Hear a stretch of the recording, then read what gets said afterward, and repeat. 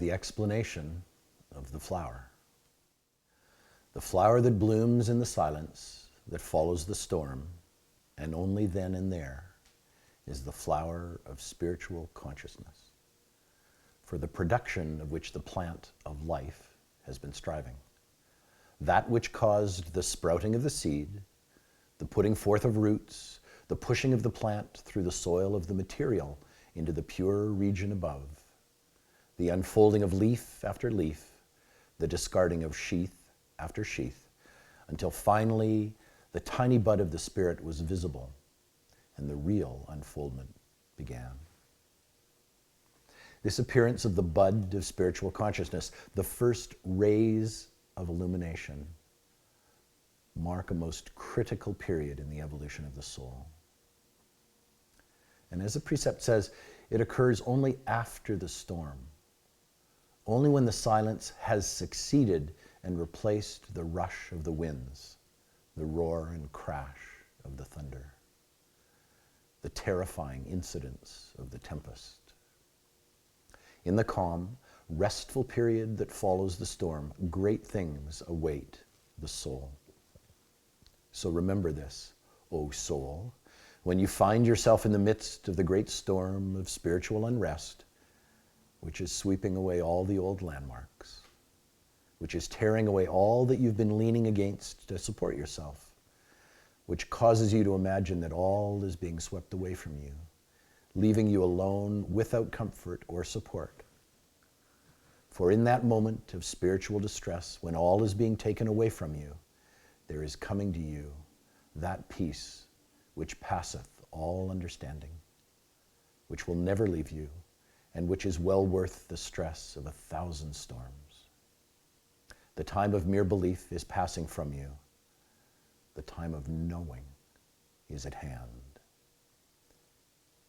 It's difficult to speak of the higher spiritual experiences in the words of the lower plane.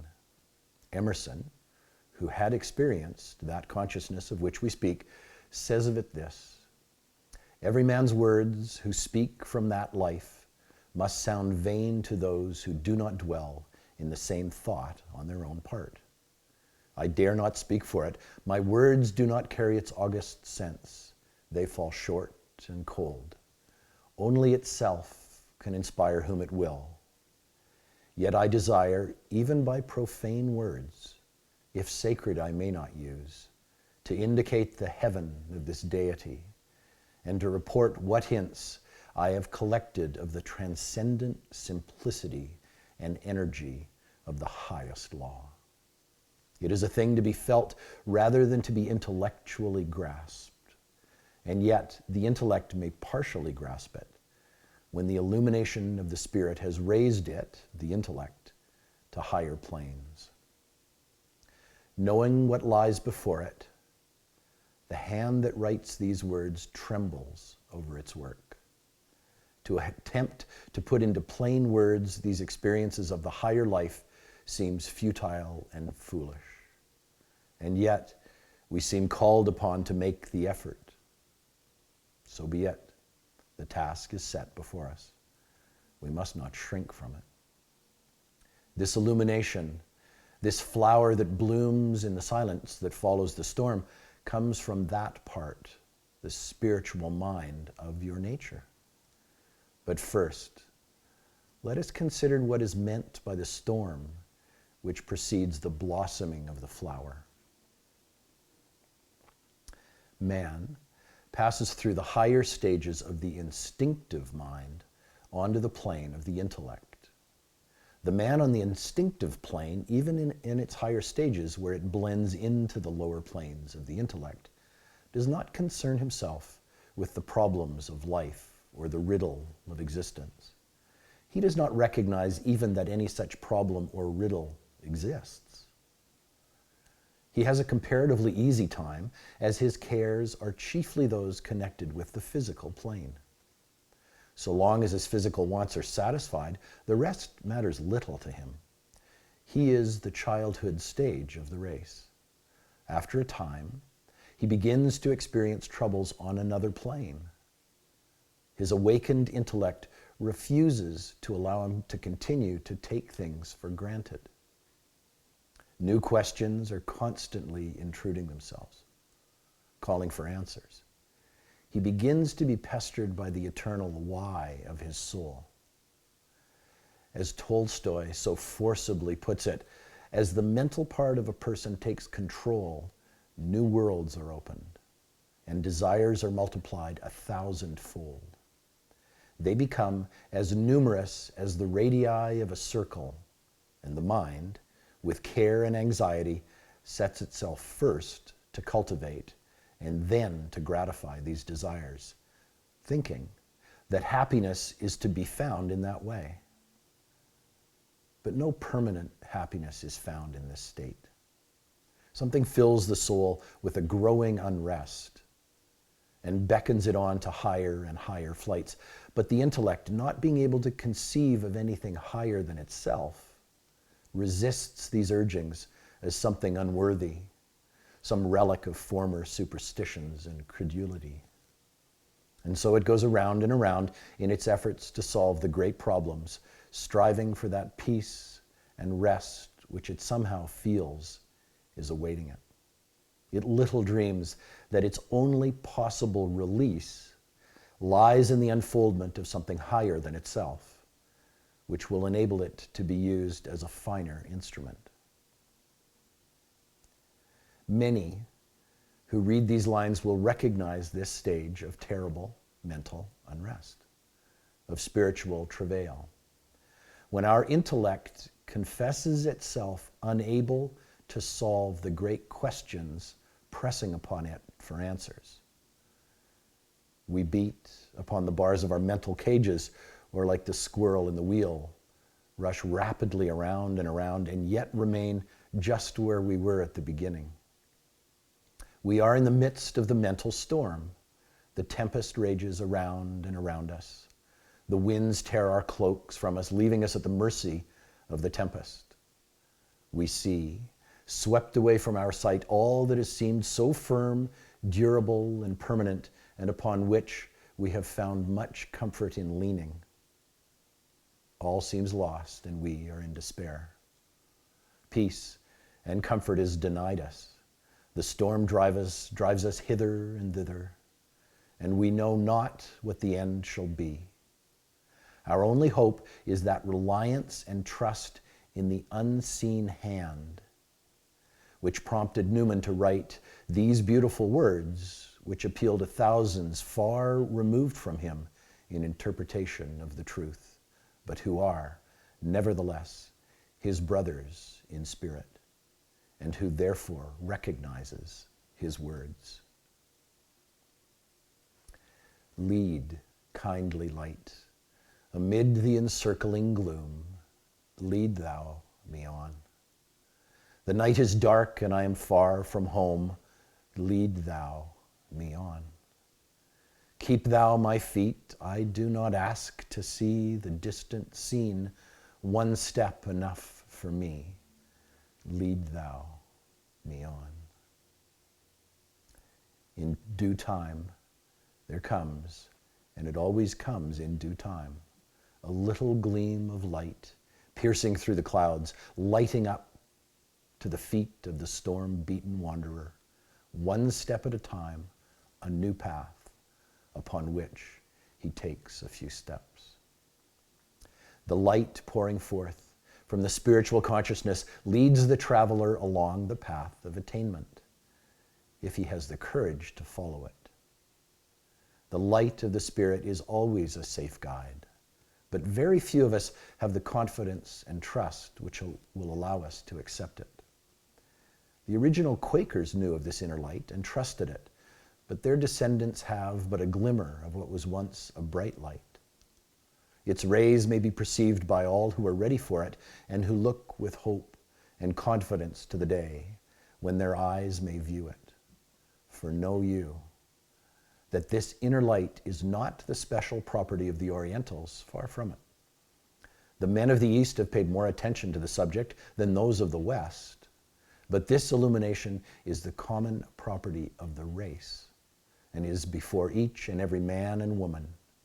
Instances of it have been known among all peoples in all times. And all the records agree in the main, although the interpretations vary widely. The first indications of the coming of spiritual consciousness is the dawning perception of the reality of the soul, the awareness of the real existence of the soul.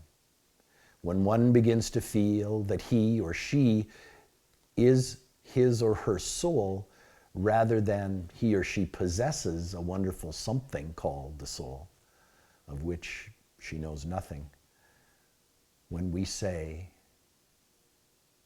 she feels that she is a soul, rather than he or she has or will have a soul, then that one is nearing the first stages of spiritual consciousness, if indeed he or she is not already within its outer borders. There are two general stages of this blossoming of the flower. Although they generally blend into each other, the first is the full perception of the I am consciousness. The second, the cosmic knowing.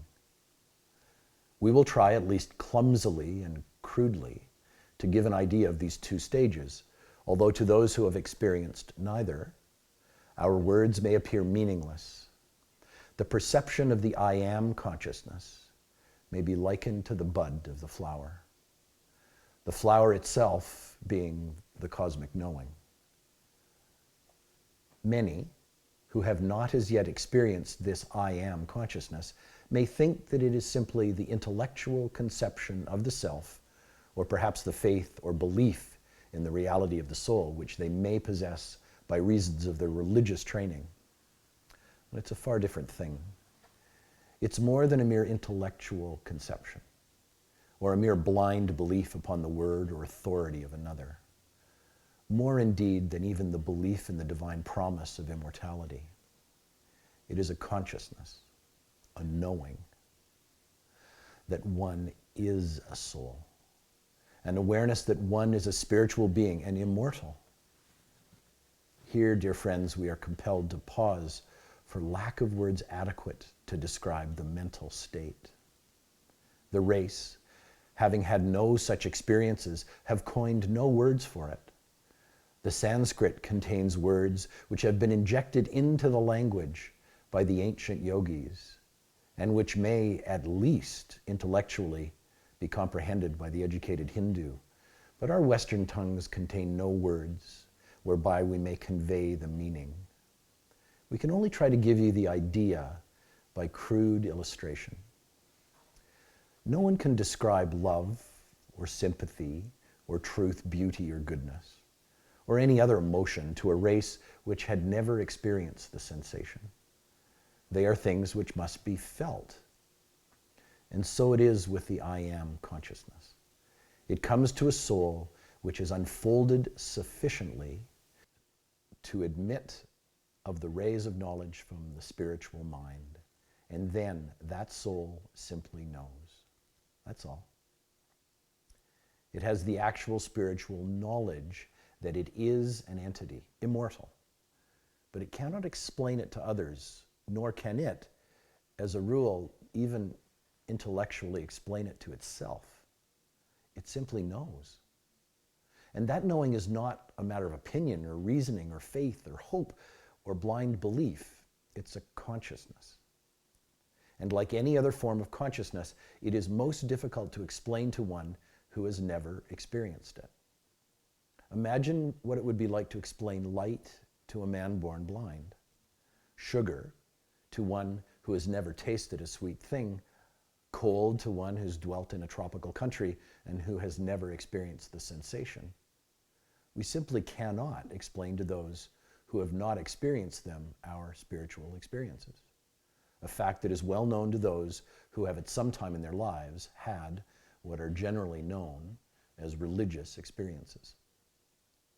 We know of a case in which this consciousness came to a man who lived in a community in which there seems to have been no one in a like stage of development. He was a businessman of no mean ability, and his associations had long been along entirely different lines. He felt the flood of light beating into his mind, the certainty of his spiritual existence impressed upon his consciousness. And he became very worried and disturbed. He thought it must be a sign of approaching insanity, and he hoped it would pass off, although it gave him the greatest happiness. But it didn't pass off, and he went so far as to make arrangements to transfer his business interests, fearing that he was becoming mentally unbalanced, for he had never heard of a similar case. However, one day he picked up a book in which the writer gave utterances to words which could only come from one who had had a like experience.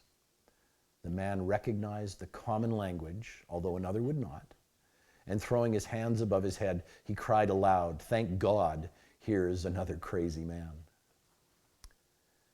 This awareness of the I Am has come to many more people than is generally imagined.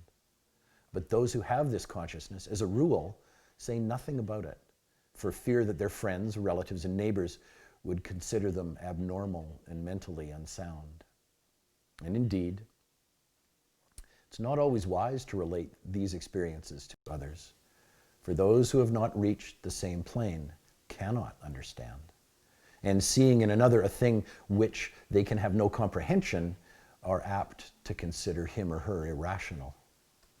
It is a strange thing, an amusing thing, that in a world made up of people who claim to believe that each man is, or has, as the term goes, an immortal soul, one who claims to really know this to be a fact is regarded as abnormal. The belief of the race is only skin deep. The people are as much afraid of death, or more so, than the man who believes that death ends all. They reject all evidences of other planes of existence, considering those who teach of and believe in them as being either impostors or lunatics. They live and act as if this earth life were all, in spite of all of their claims and expressed beliefs. They half believe certain teachings, but have no real knowledge, and deny that anyone else may possess that which they themselves lack. But to the one into whose field of consciousness have come some rays of the truth from the spiritual mind, these things are no longer mere beliefs. They are realities. And although such a one may apparently conform to the beliefs of the world around him, he becomes a different being. Others notice a something different about him. Keep he ever so quiet. They cannot explain just what it is, but they feel something. It must not be imagined that this budding consciousness springs full-blown, full-grown into a man's mind all at once. It has done in some cases, it is true, but the majority of instances, it is a matter of slow growth. But the man is never just the same after the growth commences. He or she apparently may lose his full consciousness of the truth, but it will come back to her again and again. And all the time, it is working gradually to make over that man or woman's nature, and his changed mental attitude manifests itself in his or her actions. She becomes more cheerful and happy. Things that worry her neighbors seem to have but little effect upon her. He finds it hard to manifest a respectable amount of regret and grief over things that bear heavily upon those around him. She is apt to be regarded as unfeeling and heartless, notwithstanding her heart may be full of love and kindness. His mental attitude is changing, his viewpoint has shifted. She finds herself ceasing to fear, and those around her are apt to consider her reckless or thoughtless. Time has less meaning, for the idea of eternity has come. Distance ceases to appall him, for is not all space his? Such a one had better keep quiet, or she will surely be considered as a queer fish, and people may tap their foreheads significantly when speaking of him or her behind her back. There is another peculiarity about this phase of spiritual consciousness, and that is that one who has it will recognize its language in the writing of others. She may pick up the words of some of the ancient writers, or even some of the modern ones, and where others see only beautiful language, she will listen to a heart-to-heart talk from a sister in thought. Writers, having but a slight degree of spiritual insight, will fall into a mood in which the spiritual mind deftly passes on its words to the lower mental principle. And the result is that the spiritual meaning is readily grasped by those ready for it, even though the writer may not fully understand what he has written. When Spirit speaks, Spirit hears. Let those who read these words, if they have had this consciousness in a greater or lesser degree, take courage. Let not your loneliness oppress or depress you. There are thousands who are your brothers and sisters in this great understanding, and their thought will seek yours, and both will be benefited. Keep quiet to those around you if you see fit, but open up yourself to the sympathy and help that will surely come to you along the channels of the thought currents. Your thought will attract to you the similar thought of others of the same consciousness, and theirs will attract yours. In books, writings, pictures, you will find words which are written for you and your kind. Read over the old books and see how different they appear to you now that you understand. Read the Bible, read Shakespeare, read the Vedas, read the Upanishads, read the Bhagavad Gita, read the poets and the philosophers, and see how soon you will recognize that the writers are your brothers and sisters. The dark corners and hard sayings will become plain to you now. You need not be alone. You are one of a great and growing family. But on the other hand, avoid being possessed of an inflated idea of your own development. You are but on the threshold, and the great hall of the occult is before you. And in that hall, there are many degrees, and initiation must be met and passed before you may go on. Before we pass to the next stage of the growth of the flower, it may be interesting to our readers to listen to a description of a peculiar experience related by that great modern writer, Rudyard Kipling. He who understands much more than he tells his English and American readers. In his story of East Indian life, entitled Kim, many read what he has said and can see nothing in it. But those who have had glimpses of this spiritual consciousness will readily understand it. And here it is. Now am I alone, all alone, he thought. In all India is no one else so alone as I? If I die today, who shall bring the news, and to whom? If I live and God is good, there will be a price upon my head, for I am a son of the charm, I, Kim. Very few white people, but many Asiatics, can throw themselves into amazement, as it were, by repeating their own names over and over again to themselves, letting the mind go free upon speculation as to what is called personal identity. Who is Kim? Kim, Kim. He squatted in a corner of the clanging waiting room, wrapped from all other thoughts, hands folded in lap and pupils contracted to pinpoints. In a moment, in another half second, he felt that he would arrive at the solution of the tremendous puzzle. But here, as always happens, his mind dropped away from those heights, and with the rush of a wounded bird, and passing his hands before his eyes, he shook his head. A long-haired Hindu Bairagi, or holy man, who had just bought a ticket, halted before him at that moment and stared intently. I also have lost it, he said sadly. It's one of the gates of the way, but to me it has been shut many years. What is thy talk, said Kim, abashed. Thou wast wondering there, in thy spirit, what manner of thing thy soul might be now. Who should know but I? May this great joy of illumination be yours, dear student. And it will be yours when the proper time comes. When it comes, be not dismayed when it leaves. You mourn not its loss, for it will come again. Live on, reaching ever upward toward your real self and opening up yourself to its influence. Be always willing to listen to the voice of the silence, willing always to respond to the touch of the unseen hand. Do not fear, for you have within you always the real self, which is a spark from the divine flame.